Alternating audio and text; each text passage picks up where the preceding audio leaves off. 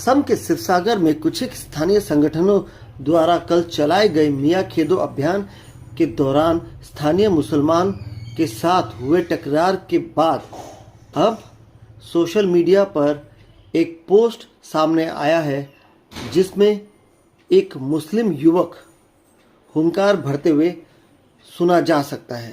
আপোনালোকে জানে শিৱসাগৰত এটা ঘটনা সংঘটিত হৈ আছে য'ত ভাড়া ঘৰবিলাক খালী কৰিবলৈ দিছে, নগাঁও মানুহক থাকিব নিদিয়ে। এটা হাস্যকৰ বিষয়। আজি আহিছিলে আমাৰ ফালে এটা দল সংগঠন, তো দল সংগঠনক যেনেকৈ ক'ব লাগে তেনেকৈ কৈ পঠিয়াইছোঁ। গতিকে ইয়াতে শিৱসাগৰখন কাৰো পৈতৃক সম্পত্তি নহয়, শিৱসাগৰখন কাৰো পৈতৃক সম্পত্তি নহয়। একদম চিধা কথা ভাই।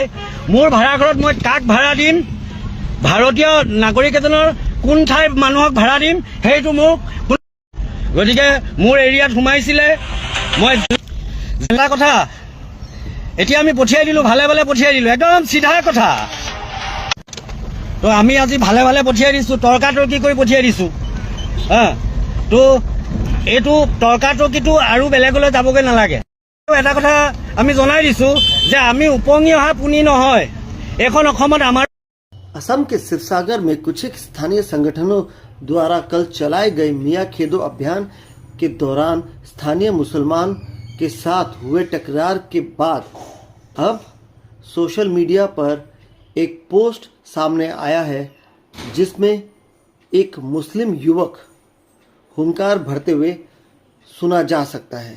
আপোনালোকে জানে শিৱসাগৰত এটা ঘটনা সংঘটিত হৈ আছে য'ত ভাড়া ঘৰবিলাক খালী কৰিবলৈ দিছে, নগাঁও মানুহক থাকিব নিদিয়ে। এটা হাস্যকৰ বিষয়। আজি আহিছিলে আমাৰ ফালে এটা দল সংগঠন, তো দল সংগঠনক যেনেকৈ ক'ব লাগে তেনেকৈ কৈ পঠিয়াইছোঁ। গতিকে ইয়াতে শিৱসাগৰখন কাৰো পৈতৃক সম্পত্তি নহয়, শিৱসাগৰখন কাৰো পৈতৃক সম্পত্তি নহয়। একদম চিধা কথা ভাই। মোৰ ভাড়া ঘৰত মই কাক ভাড়া দিম, ভাৰতীয় নাগৰিক এজনৰ কোন ঠাইৰ মানুহক ভাড়া দিম সেইটো মোক।